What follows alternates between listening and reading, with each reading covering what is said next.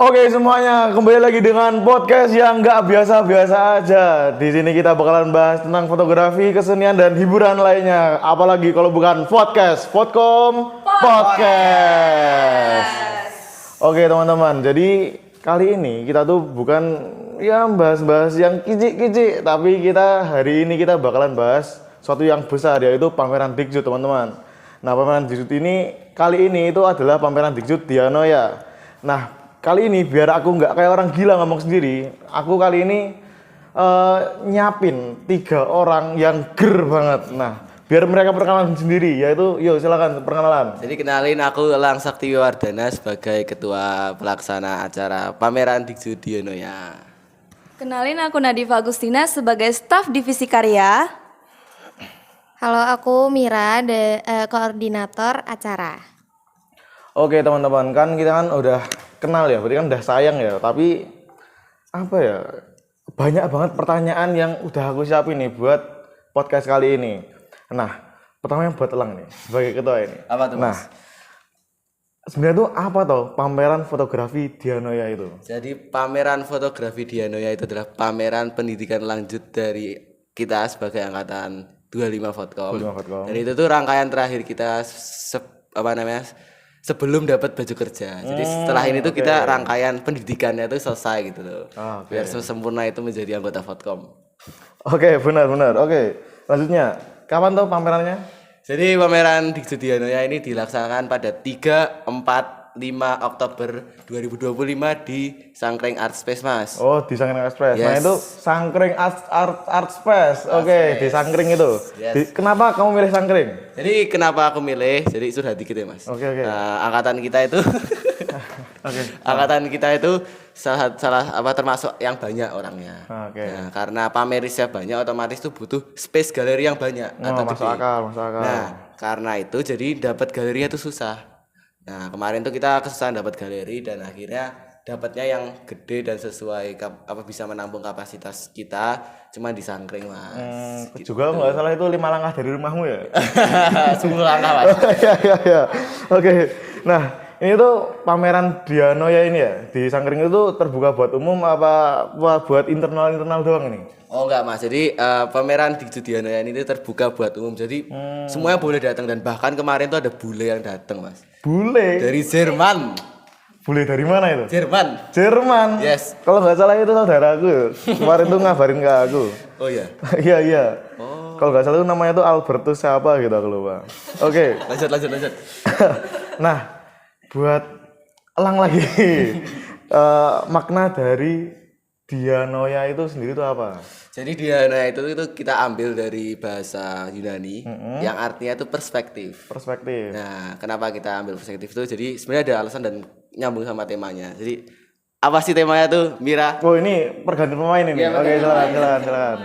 Oke, jadi tema di Hanoi itu tuh kita mengangkat dari 4 perspektif, dari masalah, asumsi, kejadian, sama aktivitas gitu.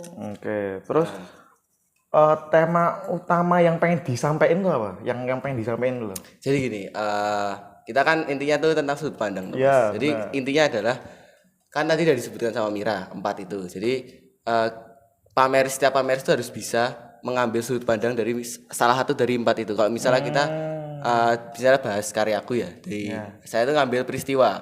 Tahu peristiwa, Mas? Peristiwa 98. Nah, terus tuh dari peristiwa itu kita tuh ngambil salah satu sudut pandang, bisa dari pemerintah, warga yang misalnya demo, atau korban dari 98 itu. Nah, kalau aku sendiri kemarin tuh ngambil dari korban dari peristiwa itu.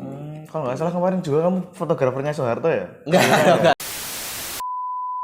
Oke, tadi kan aku kan udah tanya-tanya nih tentang garis besar dari pameran itu, maknanya lah, gambarnya. Tapi kan sebuah pameran itu nggak lepas dari pengkaryaan, soalnya emang kita kan bergeraknya dari bidang seni ya. Nah, kayaknya ini cocok buat Nadifa nih sebagai anak karya. Nah, itu gimana tuh proses kurasi foto-foto dari awal sampai akhir itu sampai dipamerkan, itu gimana? Nah, jadi gini nih Mas Ijol, kan kita tuh udah fix tema itu di akhir Juli dan mulai kuratoran itu di awal Agustus. Di awal kuratoran itu pastinya kita tuh kurasiin tentang tema dan konsep yang akan kita bawakan. Bersama kurator kita tuh ada 2, ada Mbak Ana sama Mas Andika. Jadi para pameris itu dibagi 2. Sama kuratornya. Jadi mereka setiap kurator tuh ada yang kurator Mas Andika dan Mbak Ana. Nah, setelah mereka di ACC nih tema sama konsepnya sama kuratornya masing-masing, mereka akan langsung ke pemotretan mereka yang motretnya ada di dalam ruangan, ada yang di berbagai tempat lah, tergantung tema yang mereka angkat.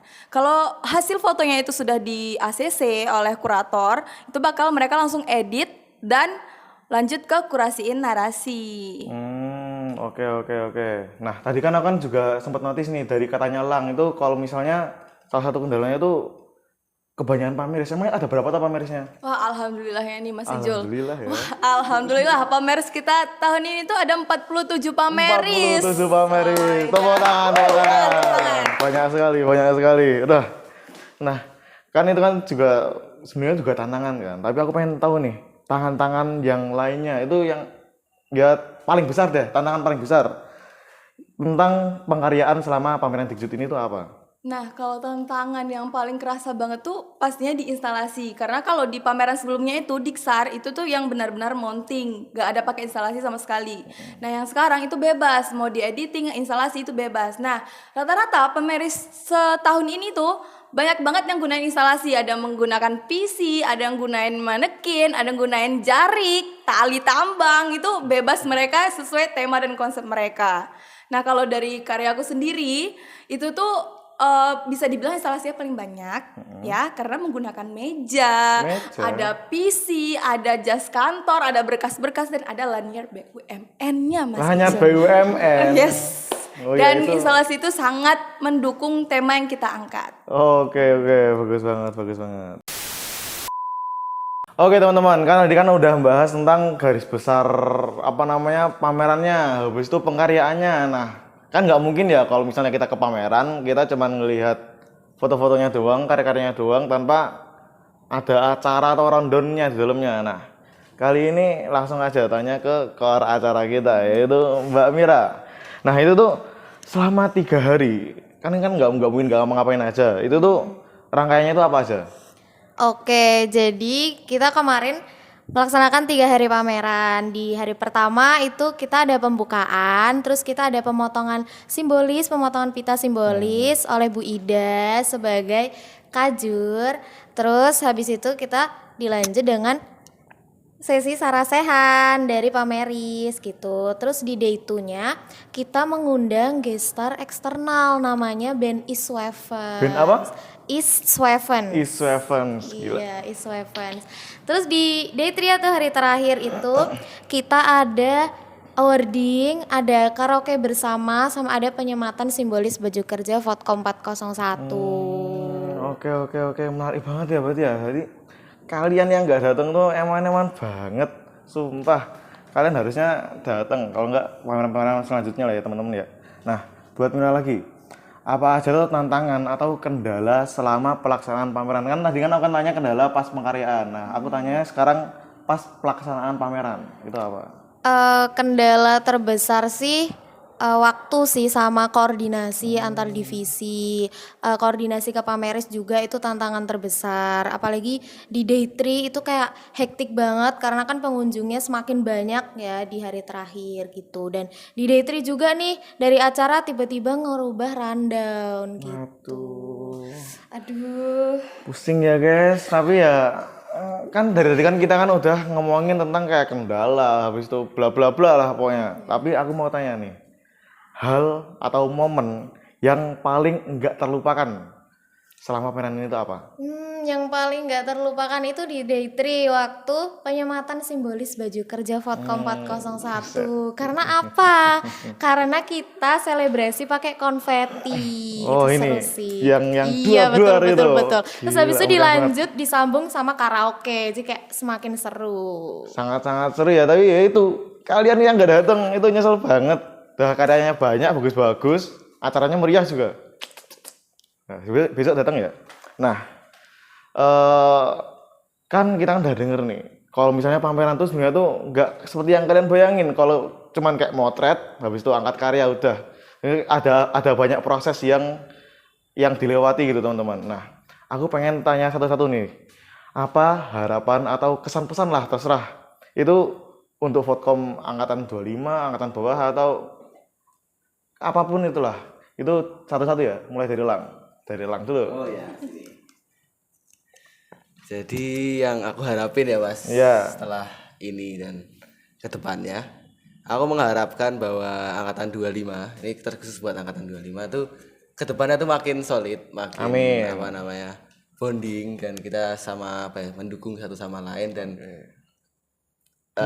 betah-betah di sini. Oke. Jangan terpecah belah gitu. Oke. Itu sih harapan terbesar saya Mas. Lanjut.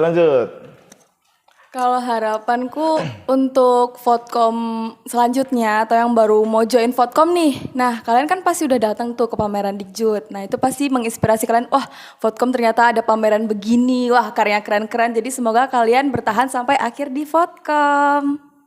Begitu Mas Ijul. Oke, lanjut. Kalau harapan dari aku, semoga setelah terlaksananya pameran di Enoya, bisa menambah skill dan pengalaman baru di bidang fotografi gitu. Oke, amin. Semoga semua harapan atau pesan yang mereka sampaikan itu terlaksana ya teman-teman. Amin. Oke. Selanjutnya kan udah satu-satu nih, tapi aku pengen satu kali lagi itu satu kata buat pameran Dianoya ini. Oke. Udah disiapin kata-katanya, oke? Udah Mas Oke. Ijul. 1, 2, 3. Beda-beda gitu ya. Oke, teman. Oke. Mungkin gitu aja teman-teman buat podcast edisi kali ini. Jangan lupa tonton terus podcast edisi selanjutnya. Pantengin juga IG Vodcom 401 buat info pameran-pameran selanjutnya. Dan kalian jangan menyesal lagi buat gak datang pameran selanjutnya. Oke, mungkin itu aja dari kita. Sekian, terima kasih. Dadah.